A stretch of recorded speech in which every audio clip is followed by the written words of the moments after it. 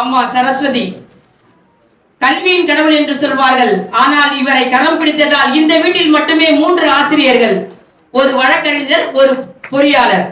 இன்னும் எங்குதான் எங்களுக்கு சரஸ்வதி கிடைப்பாள்? அம்மா சரஸ்வதி பாட்டியின் அரவணைப்பில் ஓய்வி ஏழுமலை ஐயா இருந்தார்களும்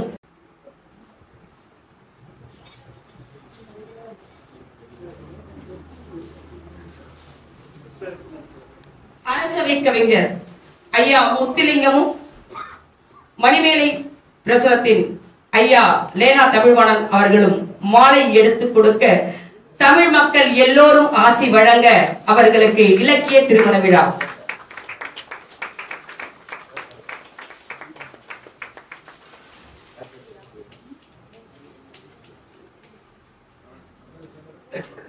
இதென்ன செந்தமிழ் சீனிவாசன் அடிக்கிறது எல்லாமே சிக்ஸரா இருந்தா நாங்க என்னதான் சார் போடுறது?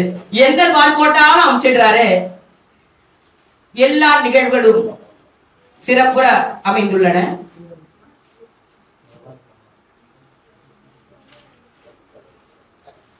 எழுபது ஆண்டை நிறைவு செய்திருக்கும் இவர்களின் இல்லறை வாழ்வை சிறப்பிக்கும் வகையில் தமிழ் சான்றோர்கள் முன்னிலையில் இந்த இலக்கிய திருமண விழா.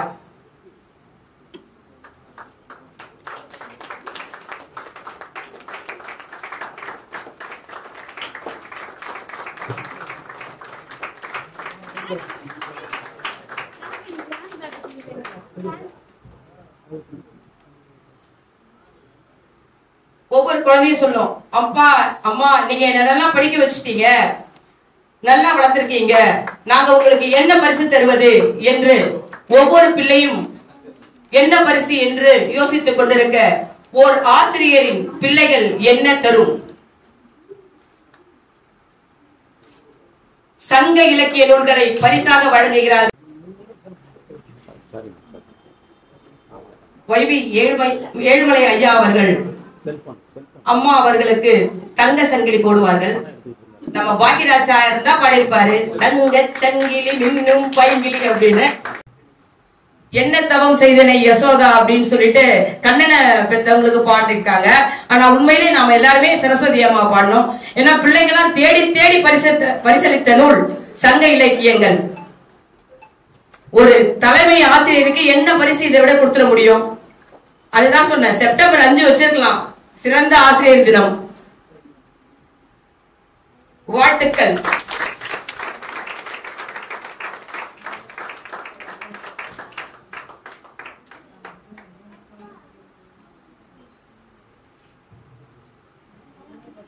சங்கர் குடும்பத்தினர் அவர்களுக்கு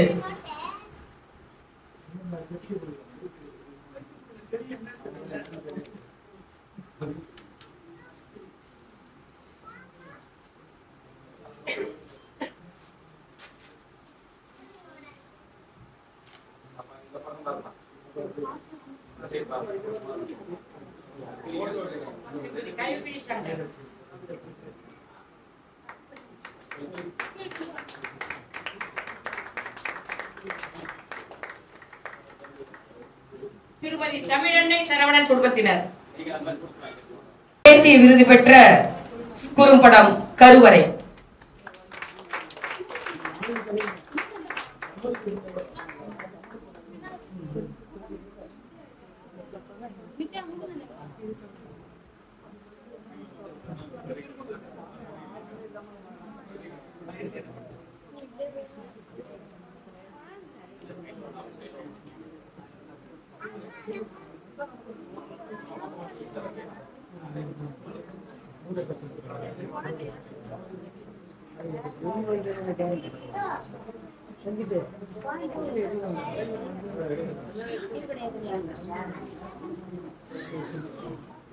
பயமா இருக்கும் கண்டிப்பா. குழந்தைக்கு கண்டிப்பா ரைம்ஸ் பாடலாம். எனக்கும் செந்தமிழ் சாருக்கும் வந்து ஒரு அழகான ஒரு பாண்டிங் இருக்கு. ஒரு 4 years of friendship. ஆக்சுவலி செந்தமிழ் சார் வந்து ஜவஹர் மூலியமா தான் எங்களுக்கு தெரியும். நான் பிரெக்னெண்டா இருக்கும்போது எங்களுக்கு ஒரு ஃபேமிலி சாங் அழகாக எழுதி கொடுத்தாரு. அது வந்து ஒரு லைஃப் டைம் மெமரிஸ்ன்னு சொல்லலாம்.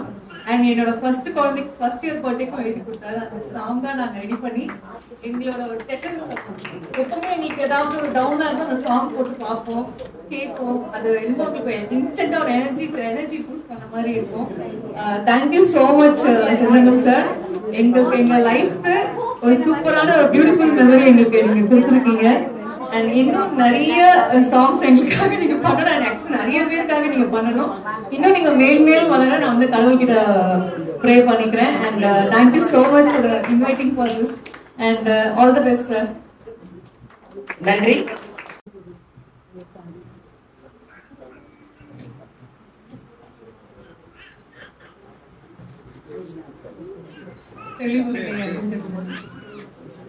தெளிவு பெற மொழிந்திடுதல், சிந்திப்பாக்கே கழிவளர உள்ளத்தில் ஆனந்த கனவுகள் காட்டல், கண்ணீர் துளி வர உள் உருக்குதல், இவையாவும் நீ அருளும் கலைகள் என்றோ ஒளிவளரும் தமிழ் மாநிலம்.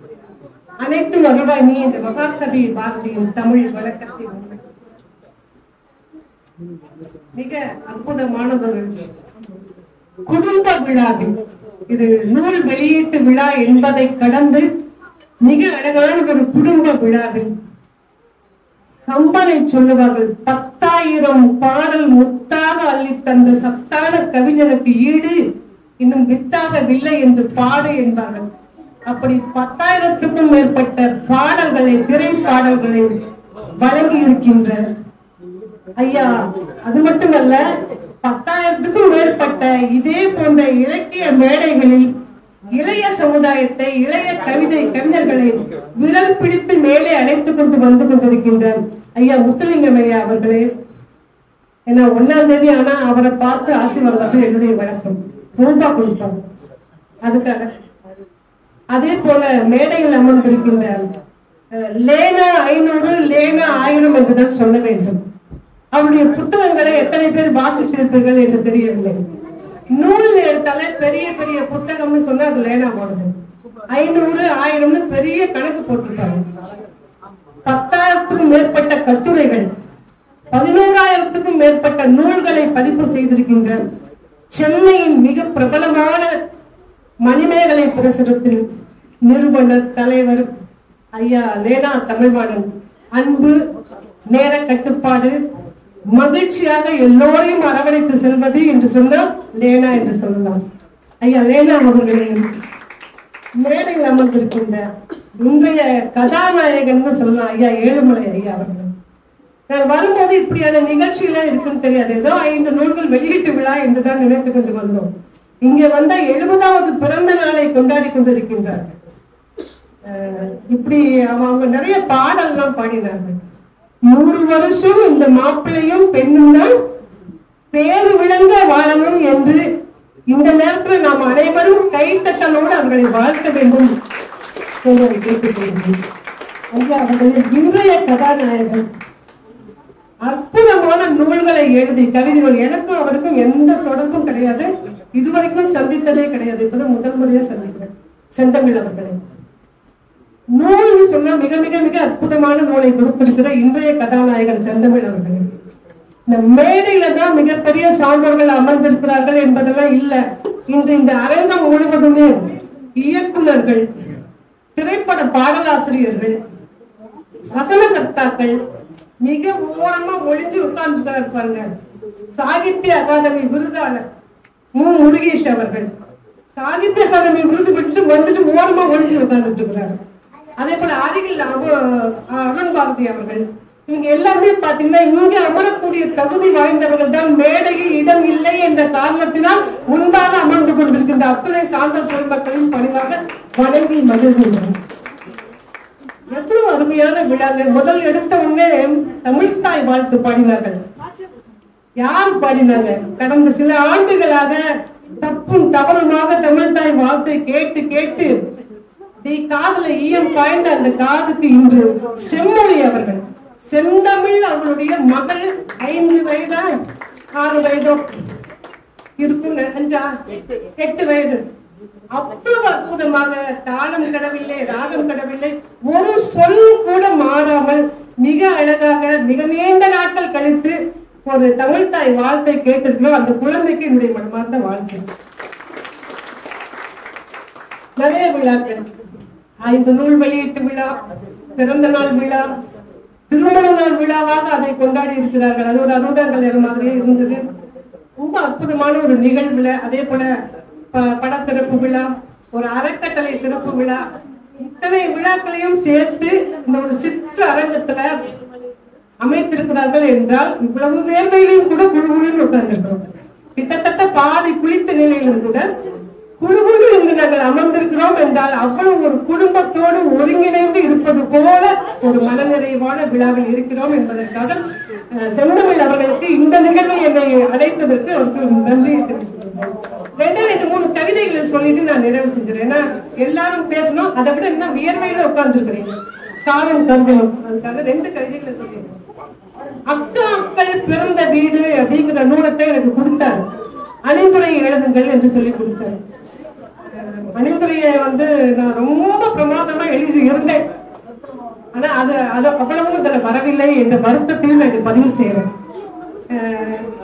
ஒரு எழுத்தாளருடைய உரிமைகள்ல கை வைப்பது போல நான் அதை நினைக்கின்றேன். ஒரு படைப்பாளருடைய கவிதைக்குள்ளேயோ அல்லது ஒரு எழுத்தாளருடைய எழுத்துக்களுக்குள்ளேயோ யாரும் கை வைத்து வெட்டுவது என்பது ஒரு உரிமை மீறல் தான். ஏன்னா நான் எழுதக்கூடிய நான் சொல்லில் வாழ்பவள். சொற்கள் தான் எனக்கு உணவு. அந்த சொற்கள் நான் எவ்வளவு உணர்ச்சி பூர்வமாக எந்த உணர்வோடு நின்று ஒரு சொல்லை எழுதியிருப்பேனோ அந்த சொல் இல்லாத போது எனக்கு கொஞ்சம் சிறு ஏமாற்றம் தான். சரி, அதை விட்டு தள்ளுங்க. ரொம்ப அற்புதமான நூல். நம்ம என்ன சொல்லுவோம் அப்படின்னா, தாய்ங்கிறது வேறு, தாய்மை என்பது வேறு. பலருக்கும் தெரிஞ்சிருக்கும். எல்லாரும் குழந்தை பெறுவார்கள், அவர்கள் எல்லாம் தாய்மை உணர்வு உடையவர்கள் என்று சொல்ல முடியாது. ஆனா யாரோ குழந்தையே பெறவில்லை என்றாலும், சின்ன பெண்ணாக இருந்தாலும் அந்த உணர்வு இருக்கிறது இல்லையா, அதுதான் இந்த நூல் முழுவதும் நிரம்பி இருக்கிறது. நான் நினைச்சு பாக்குறேன், இந்த அக்கா என்பவள் தாய்க்கு அடுத்த நிலையில் இருப்பவள். ஆனா செந்தமிழ் ஒரு தாயாக அக்காவை பாக்குறாங்க. எல்லா இடத்துலயும் அக்காவை ஒரு தாய் போல பார்த்து அந்த தாய்மை உணர்வோடு இந்த நூலை படைத்திருக்கிறார். அதை 2-3 கவிதையை நான் தொட்டு காட்டுறான்னு நினைக்கிறேன். அவர் எழுதுறாரு பாருங்க. அம்மா இப்ப அம்மாவுடைய புடவையை தான் கட்டுவாங்க பெண்கள் ஒரு வீட்டுல. அம்மாவுக்கு அடுத்தது அம்மாவுடைய இடத்தை நிரப்புபவர்கள் அந்த பெண் தான், அக்கா தான். அந்த புடவையை கட்டின உடனே இவருக்கு பார்க்கறதுக்கு அது அம்மா மாதிரி இல்லை, ஒரு பெண் மாதிரி, ஒரு தாய் மாதிரி இல்லை. ஆனா அந்த உணர்வு இருக்கிறது. அம்மாவோட புடவை, அந்த வயசானவங்க அவங்களுடைய புடவையை இளம்பெண் கட்டும் போது அழகு குறைந்து விடும், புற அழகு. அக அழகு என்று ஒன்று இருக்கிறது அல்லவா, அது தாய்மையோடு இருக்குங்கிறாரு. கவிதை பாருங்க. முதல் முறை அக்கா புடவை கட்டினாள். முதல் முறை அக்கா புடவை கட்டினாள். அம்மாவின் சேலை என்பதால் அவ்வளவு கச்சிதமாக இல்லை. பார்க்கறதுக்கு நல்லா இல்லை, ஆனால் அவ்வளவு கச்சிதம். ஆனால் அம்மாவாக கச்சிதமாக இருந்தாள். அந்த புடவை அவ்வளவு கச்சிதமா இல்லை, ஆனால் அம்மாவாக கச்சிதமாக இருந்தான்னு சொன்னா அந்த தாயுடைய இடத்தை அந்த அக்கா எப்படி நிரப்பி இருக்கிறாள் மனசலங்கிறது ரொம்ப அழகா. பெண்கள் சொன்ன ஒரு 2-3 கவிதை தான் சொல்லலைன்னா யாருக்கும் தெரியாம போயிடும், படிக்க மாட்டேங்கிறாங்க. அதற்காக நான் இப்போதே சொன்னாலும் இவ்வளவு நல்ல கவிதைகள் இருக்கிறதான்னு படிக்கிறேன். நான் 100 கவிதைகள் எழுதியிருக்கிறாரு. 100ல அதிகபட்சமா நான் 1-2 கவிதைகள் வேணா நமக்கு வியப்பை தராது, 108 கவிதைகள் வியப்பை தரக்கூடிய கவிதைகளாக இருக்கின்றன. பெண்கள்னு சொன்னாலே முடிதான் அழகு. எல்லா ஆண்களும் சொல்லுவாங்க, என் மனைவிக்கு இடுப்பு வரைக்கும், இடுப்புக்கு கீழே முடி இருக்கணும் என்று ஆசையாக கேட்கக்கூடிய ஆண்களை தான் பெரும்பாலும் நம்ம. முடியை பற்றி வர்ணிக்காத கவிஞர்களே கிடையாது. நீங்க பக்தி இலக்கியம் எடுத்துக்கொண்டாலும் கூட, பக்தி இலக்கியத்திலும் கூட அம்மாவை, ஒரு தாயை வர்ணிக்கும் போது முடியை வர்ணிப்பாங்க. அப்படிப்பட்ட காலத்துல இவர் முடியை எழுதுறாரு. உங்க அக்காவுக்கு நிறைய முடி இருக்கு. ஆனா முடி என்ன செய்யும் அப்படின்னா, அதுல கவனமா இருப்பாங்க பெண்கள். எவ்வளவு முடி இருந்தாலும் அதிகமாக முடி வளர்த்துக் கொள்ள வேண்டும் என்பது பெண்களுக்கு ஒரு அக்கறை இருக்கும். முடியை பார்த்துக்கணும், நல்லா கட் பண்ணிக்கணும், அது உதிராம இருக்கணும். உதிராம இருக்கிறதுக்காக என்னென்ன எண்ணெய்கள் எல்லாம் பயன்படுத்த முடியுமோ அதுதான் அவங்க அக்கா. அவங்க வேறுபட்டவர்கள், அவங்களும் அதே மாதிரி முடியை வளர்த்துக்கணும். அப்படி ஆசையா முடியை வளர்த்துக்கிறாங்க. அவ்வளவு ஆசையா வளர்த்தாலும் கூட தம்பிக்கு ஒரு முறை உடல்நிலை சரியில்லை அப்படின்னா மொட்டை போட்டுருவாங்க. எவ்வளவு ஆசையா வளர்த்த முடியை உடனே என்ன பண்றாங்க, மொட்டை போட்டுக்கிறாங்களாமா. அத ஒரு அழகான கவிதை எழுதுறாரு. 2 வரிகள் எழுதுறாரு. அது பெரிய கவிதையை நான் 2 வரி மட்டும் சொல்றேன். அதாவது அவருக்கு உடம்பு சரியில்லை, உடனே வந்து எல்லாரும் வேண்டிக்கிறாங்க. முதலாக மொட்டை போட்டவள் அக்கா தான். முதல்ல மொட்டை போட்டா அன்றே நிரூபித்தாள். முதல் ஆளாய் மொட்டை அடித்தது அக்கா. மொட்டை அடித்துக் கொண்டாள் அக்கா. அன்றே நிரூபித்தாள் தம்பியின் உயிரை விட எந்த மயிரும் பெரிதில்லை. மயிர்னு சொன்ன தவறான வார்த்தை சொல்வார்கள். மயிர் என்பது தூய தமிழ் சொல். நீங்க தவறான இடத்தில் பயன்படுத்தி அதை தவறான சொல்லாக மாற்றி இருக்கிறீர்கள். அதுதான் தமிழர்களுடைய பண்பாடு. பல சொற்களை தவறான இடத்திலேயே நம்ம பயன்படுத்திடுறோம். ரொம்ப அழகா எழுதுறாரு. அன்றே நிரூபித்தான் தம்பியின் உயிரை விட எந்த மயிரும் பெரிதில்லைன்னு சொல்லி மயிரை பத்தி 2, 3 நிறைய கவிதைகள் எழுதியிருக்காங்க. இன்னும் ஒரு சுவையான கவிதை. ரொம்ப நீளமான முடி அவங்க அக்காக்கள். அதுவும் அந்த நீளமான முடியை தான் வெட்டி இருக்கிறாங்க. அதை எழுதுறாரு. இவ்வளவு நீளமான முடியை கொடுத்த கடவுள் அவளுக்கு ஏன் மூச்சை சின்னதா கொடுத்துட்டாரு? எவ்வளவு வருத்தம். நான் வந்து உண்மையில இங்க வந்து இந்த படத்தை திரும்ப வைத்த போது நான் அழுதேன். நான் அவருக்கு அணிதுரை எழுதும் போது அதுதான் எழுதியிருக்கிறேன். உனக்கு நான் அக்கா, இப்படியான தம்பிகள் இல்லையேன்னு ஒவ்வொரு அக்காவும் வருத்தப்படுவாங்க. அவர் எழுதுறாரு. பூக்களின் மேல் அலாதி பிரியம் கொண்ட அக்காவுக்கு கடவுள் கொடுத்திருந்தார் பெரிய முடியை. பூக்களின் மீது அலாதி பிரியம் கொண்ட அக்காவுக்கு கடவுள் கொடுத்திருந்தார் பெரிய முடியை, சிறிய மூச்சு. மூச்சு அவ்வளவு சின்னது. முடியை பத்தி எழுதிட்டு வர்றாருல, அக்காவுடைய இழப்பு அவரை எந்த அளவு தாக்கம் செய்திருக்கிறது அப்படிங்கிறது நடவண்டி. நான் அதனாலதான் நான் வந்து புரட்சி தலைவர் எம்ஜிஆர் நினைச்சு பாக்குறேன். எம்ஜிஆர் அவர்கள் வந்து அரசாட்சிக்கு வரும்போது, முதலமைச்சராக ஆகும்போது அவர் சொல்றாரு, பட்டுக்கோட்டை கல்யாண சுந்தரம் அவருடைய பாடல்களாலதான் அவர் வந்து வெற்றி பெற்றது. அது அவர் சொல்றாரு, நம்ம சொல்லல. என்னுடைய முதலமைச்சர் நாற்காலியின் 3 கால்கள் யாருடையது என்று எனக்கு தெரியாது. ஒரு கால் நிச்சயமாக பட்டுக்கோட்டை கல்யாண சுந்தரம் அவர்களது கால்னு சொல்லுவாங்க. அதுக்கப்புறம் ஐயா வந்து எம்ஜிஆருக்கு நிறைய பாடல் எழுதினவங்க. அப்படி சொன்னது மாதிரி நான் யோசிச்சு பாக்குறேன். இவர் எழுதுறாரு, தம்பியின் நடை வண்டியில் 4வது சக்கரம். இவருக்கும் தெரியல 3 சக்கரம் யாருன்னு. அம்மாவா, அப்பாவா, இல்ல மாமனா, தாய் மாமனா, அதெல்லாம் தெரியல. தம்பியின் நடை வண்டியில் 4வது சக்கரம் அக்கா அப்படிங்கிறாரு. இதுல ஒரு பொதுமை இருக்கு பாருங்க. ஏன் அக்கா அப்படின்னு சொல்லல, இல்ல என்னுடைய நடைவண்டியில் சொல்லல. பொதுவா தம்பியின் நடைவண்டியில் 4வது சக்கரம் அக்கா. இது எல்லாருமே பயன்படுத்திக்கிறோம். எல்லாருக்குமானதான், எல்லா தம்பிகளுக்கும் உரிய பொதுவான ஒரு சொல்ல அங்க பயன்படுத்துறாங்க. கடவுளை கூட பயன்படுத்தி நிறைய இடங்கள்ல கடவுளோட பேசுறது, கனவு காணுவது. இன்னும் 2 கவிதை சொல்லிடுறேன், எனக்கு ஆசையா இருக்கு. ஏன்னா என்னோட தம்பியுடைய கவிதைகளை நான் சொல்லாமல் யார் சொல்ல முடியும்? அதனால சொல்றேன். கடவுள் பற்றி பேசுறது. அம்மாக்களுக்கு வந்து மாற்று உண்டு. அம்மா ஒரு வேலை இல்லை என்றால் அந்த இடத்த அக்கா பிடிச்சிருவான். அக்கா வந்து தம்பிமார்களை, குழந்தைகளை எல்லாரையும் பார்த்துக்குவான். அக்கா இல்லைன்னா கடவுளை யோசிக்கிறார், நம்ம இவளுக்கு மாற்றாக நம்ம யாரை போட முடியும்? இந்த அக்காவுக்கு பதிலாக வேற யாரை நம்ம படைக்க முடியும்? கடவுள் தின்றாரு எழுதுறாரு. அம்மாக்களுக்கான மாற்றை அக்காக்களை வைத்து நிரப்பிய கடவுள் விழி பிதுங்கினான். எதுக்கு? அக்காக்களுக்கான மாற்று தேடிங்கிறாரு. அவருக்கு இன்னும் நன்மையை பிச்சுட்டு இருக்காரு பிரம்மா. இந்த அக்காக்கு பதிலா அதுக்கான ஒரு மாற்றை யாரை உருவாக்கலான்னு தொடர்ந்து யோசித்து கொண்டே. ஐயா முடிச்சிருக்கு. நீங்க பார்ப்பதை பார்த்தா போதும்.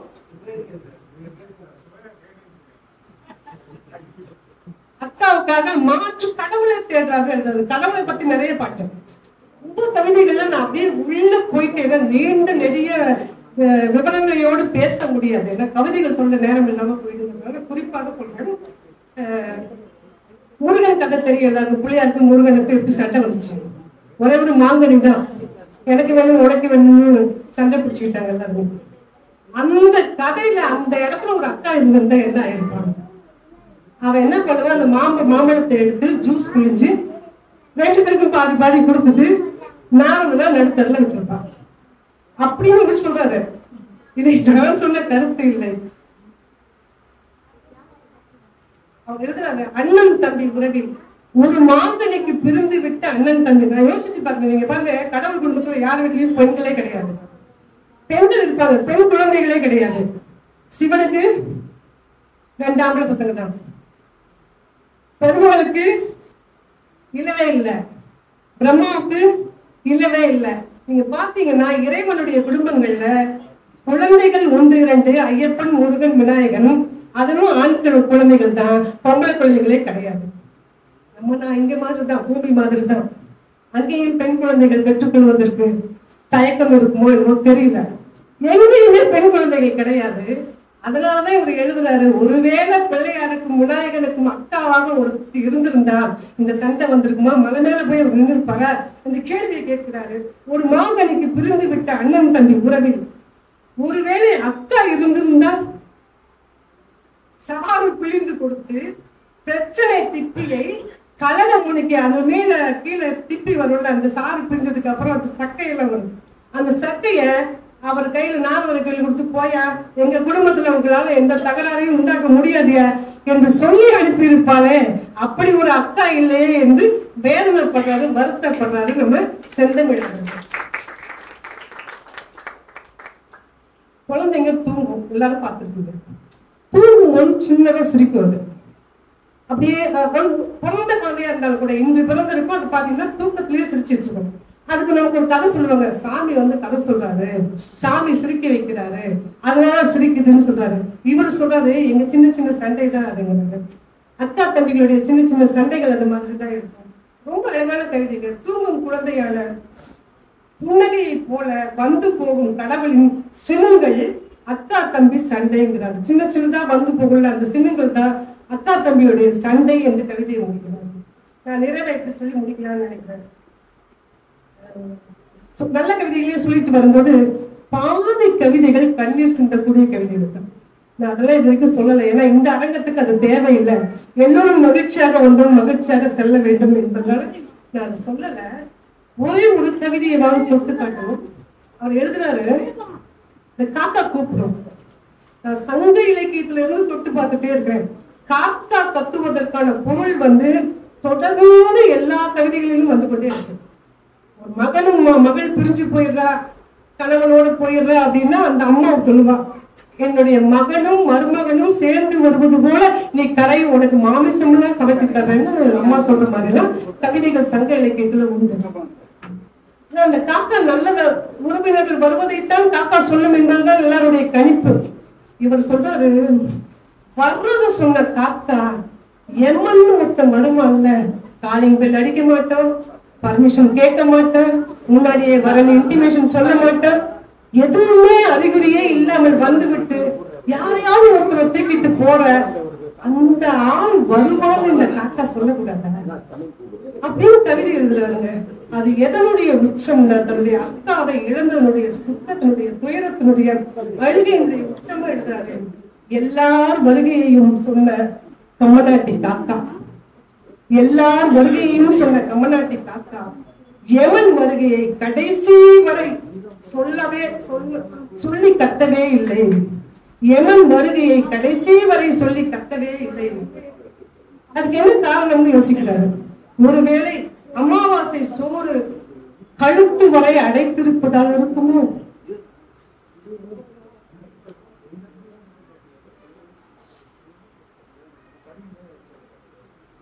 அமாவாசை அன்னைக்கு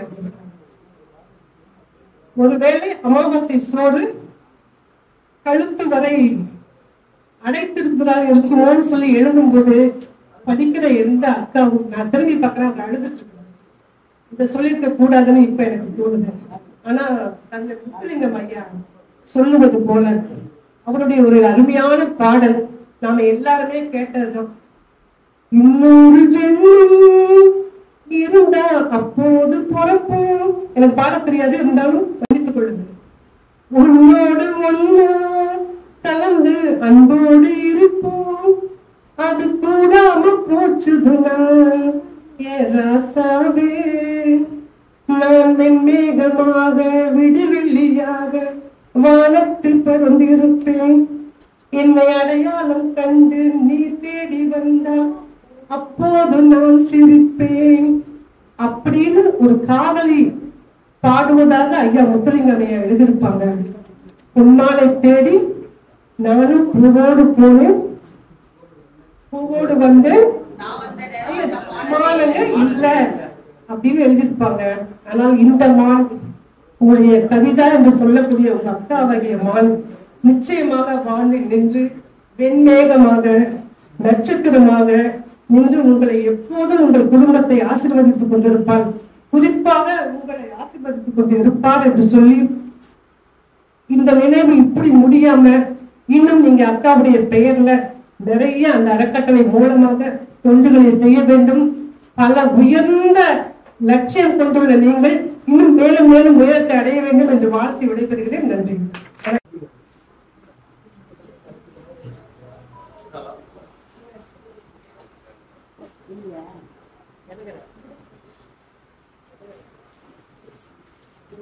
அடுத்து ஐயா பேராசிரியர் வெள்ளந்தி அக்காக்கள் பிறந்த வீடானாலும் புகுந்த வீடானாலும் எல்லா வேலைகளையும் உரிமையால் இழுத்து போட்டுக் கொள்ளும் வெள்ளந்தி அக்காக்கள் ஒருபோதும் பேசியதால் நினைவில் இல்லை பெண் உரிமை.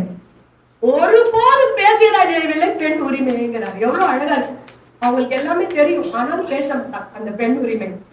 அவங்களுக்கு அவங்களுக்குள்ளே அது வந்துடும் அப்படிங்கறத அவ்வளவு அழகா ரொம்ப சூப்பரா எல்லா, அதாவது எந்த கவிதையுமே நான் விட முடியாது. கடைசியா ஒரே ஒரு கவிதை, அக்காவும் கனமா முடிச்சுட்டு போயிட்டாங்க, அதனால நான் தொட வேணான்னு பாக்குறேன். ரொம்ப அவங்க அக்காவுடைய இறுதி காரியம் நடக்கும்போது எழுதின ஒரு கவிதையை ஃபீல் பண்ணிருப்பாரு செந்தமிழ். இந்த நடவண்டி போனா வேற நடவண்டி, இந்த சைக்கிள் போனா வேற சைக்கிள், இந்த பைக்கு போனா வேற பைக்கு, இந்த உத்தியோகம் போனா வேற உத்தியோகம், இந்த பொண்ணு போனா வேற பொண்ணு என்று ஆறுதல் அளிக்கும் அம்மாவின் கண்ணீர் குரல், அக்காவின் இறப்பிற்கு பிறகு இந்த உயிர் போனால் அப்படின்னு முடிக்கிறார். மிக மிக மிக மிக மிக மிக அருமையான கவிதைகள் செந்தமிழ். உங்க அக்காக்கள், அதாவது இதை படிக்கக்கூடிய ஒவ்வொரு அக்காக்களுமே இந்த மாதிரி ஒரு தம்பி கிடைக்கலையேன்னு ஏக்கப்படுற அளவுக்கு அருமையான கவிதைகளை கொடுத்திருக்கிறார் செந்தமிழ். நீங்க வந்து அக்கா மட்டும் இல்ல, இந்த மாதிரி அதாவது ஒரு பெண்ணுடைய உணர்வுகளை வந்து இவ்வளவு அழகா அவங்கள வந்து அவ்வளவு அழகா வந்து அதை சொல்ல முடியுமாங்கிற அளவுல எடுத்து கொடுத்துருக்காங்க. வருத்தப்படாதீங்கம்மா, ஏன்னா உங்க மகள் உங்களை விட்டு போனதை நீங்க நினைச்சு வருத்தப்பட்டீங்க. ஆனா இன்னைக்கு இவ்வளவு பெரிய அரங்கத்துல அவங்கள நினைவு கூறுற அளவுக்கு உங்க மகன் இந்த ஒரு முன்னெடுப்பை பண்ணியிருக்காரு. அதை வந்து நீங்க நினைச்சு பெருமைப்படணும்.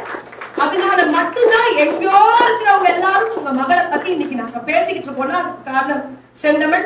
வாழ்த்துக்கள் செந்தமிழ். இன்னும் இன்னும் இன்னும் நிறைய படைக்கணும். இந்த மாதிரியான அக்கா, இந்த மாதிரி இன்னும் நிறைய இது வந்து பாடல்களா வெளியே வரணும். இன்னும் பல்வேறு புத்தகங்கள் நீங்கள் எழுதணும் என்று மனமார்ந்து எல்லா அக்காக்கள் சார்பாகவும் பத்மாவதி அக்கா வாழ்த்துகிறேன். வாழ்த்துக்கள்.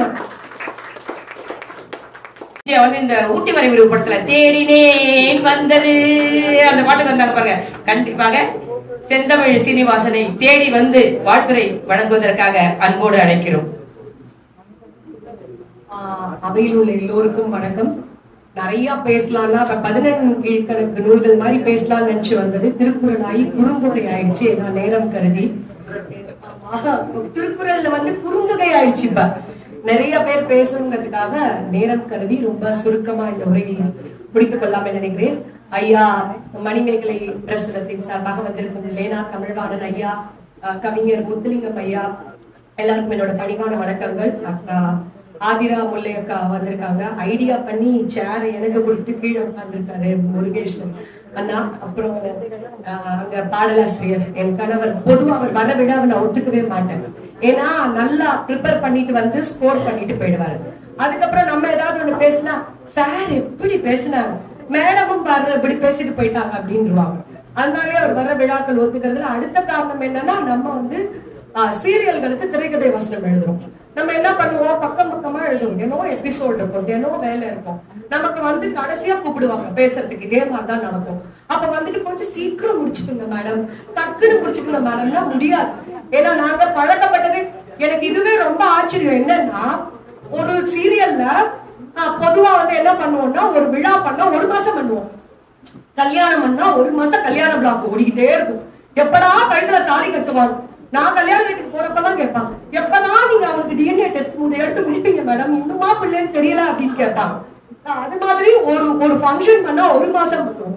ஆனா இந்த செந்தமிழ் அக்கா நீங்க வந்துருங்க 2 மணிக்கே வந்துருங்கன்னு கூப்பிட்டுட்டு அவர் பாட்டு படத்திறப்பு விழா, அறக்கட்டளை திறப்பு விழா, அஞ்சலி விழா, அதுக்கப்புறம் பார்த்தா பேச்சு விழா, 5 புஸ்தக ரிலீஸ் விழா, அப்பா எல்லாத்தையும் வரிசையா ஒரு 6-7 ஈவெண்ட ஒரு 2 மணி நேரத்துல முடிச்சுட்டாங்க. எங்களுக்கு இதெல்லாம் எப்படின்னா ஒரு பரமாச கண்டென்ட், அது வந்து நீங்க 2 மணி நேரத்துல முடிச்சிட்டீங்க. அதுவே வந்து ரொம்ப ஆச்சரியமா சந்தோஷமா இருந்தது. அதை விட எப்படின்னா ஒரு குடும்ப விழா மாதிரி இது நடந்தது வந்து இன்னும் சந்தோஷம். பொதுவாகவே நாங்க சீரியல் எழுதும் போது இந்த அக்கா கேரக்டர் எல்லா கேரக்டரையும் அழகா ஹீரோயின் தான் ஒரு பாவப்பட்ட ஒரு பொண்ணு, அது சார்னு கூப்பிட்டுக்கிட்டே இருக்கும். அது வந்து நீங்க பாத்திருப்பீங்க எல்லா சீரியலுக்கும் நாங்க அது பொதுவா பண்ணுவோம்.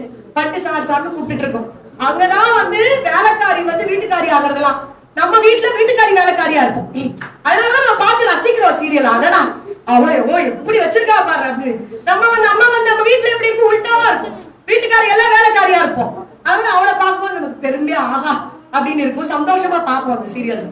அதுல அக்கா கேரக்டர் டிஃபைன் பண்ணும்போது என்ன பண்ணுவோம்னா, இந்த அக்காவை எதுவுமே பண்ண முடியும் என்ன பண்ணலாம் அப்படின்னு பிரச்சனை பண்றோம். பூரா அக்கா நிம்மதியா அந்த வீடு போயிட்டு இருக்கும். டக்குன்னு ஒரு பிரச்சனையை போடணும்னா அக்காவை கூப்பிடு, இந்த கேரக்டர் வச்சுதான் பிரச்சனையா பிடிக்க முடியும். ஐயோ என் தம்பி எப்படி இருந்தா அவளை போய் இப்படி ஆக்கிட்டியா அப்படின்னு சொல்ற எல்லா கேரக்டரும் அக்கா கேரக்டரா தான் இருக்கும். நான் சொன்னேன், நீ என்னப்பா நீ வந்து வேற யாராச்சும் வந்து உனக்கு அணிந்துரை இல்லக்கா, நீங்க தான் கொடுக்கணும். நல்லா முடிவு பண்ணிட்டு நல்லா முடிவு பண்ணு. கொடுத்தா நான் புக்கை படிக்கவே இல்லை.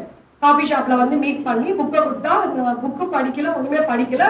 ரொம்ப ஒரு 10-15 நாள் ஆச்சு. போன கொடுத்த அக்கா பா எபிசோடு தொல்லப்பா நிறைய வேலை போயிட்டு இருக்கு, நீ பாரு வேற யாராச்சும் பாரு. நீங்க தான் கொடுத்தா சரி நான் படிச்சிடலாம்னு சொல்லிட்டு ஒரு நாள் தெரியாதனமா அந்த புக்கை ஓபன் பண்ணி படிச்சுட்டேங்க. எங்க சீரியல்லாம் தோத்துரும். அழுது அழுது அழுது அழுது அழுது கண்ணே வீங்கிடுச்சு. அவ்வளோ ஒரு அந்த அந்த எமோஷன் உணர்வுகள் இருக்குல்ல, அவ்வளோ அப்படியே என்ன சொல்றதுன்னா எனக்கு எழுதவே முடியல.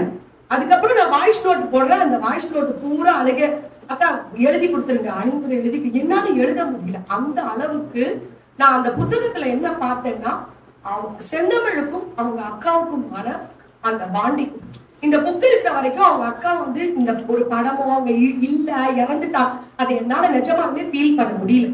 இங்க எங்கேயோ அவங்க அக்கா வந்து அவங்க கூடவே இருக்கிறாங்க அப்படிங்கிற மாதிரியான ஒரு உணர்வு தான் அவனுக்கு அந்த புத்தகம் எழுதும் போது வந்து என்னால ஃபீல் பண்ண முடியும். அப்புறம் நான் சொன்ன மாதிரியேதான் ஆதிர அக்காவும் சொல்லிட்டு போயிட்டாங்க, உனக்கு வந்து இருந்த ஒரு அக்கா போயிட்டாங்கன்னு நினைச்சுக்காதப்பா, இங்க இத்தனை அக்கா வந்திருக்கோம் நாங்க எல்லாருமே அணிந்துரையில. அதுதான் வந்து செந்தமிழ் கிட்ட வந்து சொல்லியிருக்கோம். செந்தமிழோட ஒரு சில கவிதைகள், முக்கியமான கவிதைகள், அதை மட்டும் வந்து நான் கோட் பண்ணி காட்டணும்னு விரும்புறேன் இந்த மேடையில. அடுத்த ஜென்மம் அனாவசியமானது, அடுத்த ஜென்மம் அனாவசியமானது, இந்த ஜென்மத்தில் அக்காவோடு பிறந்தவர்கள். அடுத்த ஜென்மமே தேவையில்லையா, இந்த ஜென்மத்தை நாங்க எல்லா சந்தோஷத்தையும் அனுபவிச்சிட்டோம். அக்கா அங்க அந்த 2 அக்காவையும் பாக்குற அவங்க பேச பேச அவங்களுக்கு எமோட்டாயி அவங்களும் கண்கலங்கிட்டு இருக்காங்க. அவ்வளோ அழகா வந்து அதே மாதிரி சின்ன சின்ன விஷயத்துல ஆரம்பிச்சிருக்காரு. அந்த கவிதை புத்தகம் எப்படி இருக்கும்னா, முதல்ல அவங்க அக்காவும் தம்பியுமா சின்ன வயசுல வாழ்ந்தது, அதுக்கப்புறம் இன்பிட்வீன் அந்த மிடில் ஏஜ்ல வாழ்ந்த அனுபவங்கள், அதுக்கப்புறம் அக்காவும். எல்லாருக்கும் மறக்க முடியாத சண்டை என்ன தெரியுமா, டிவி ரிமோட் பிரச்சனை. நீ இதை பாக்குறியா நான் அதை அது எழுதுறாரு. பெரும்பாலும் அக்காவுடனான டிவி ரிமோட் சண்டைகளில் தம்பி தான் ஜெயிக்கும்.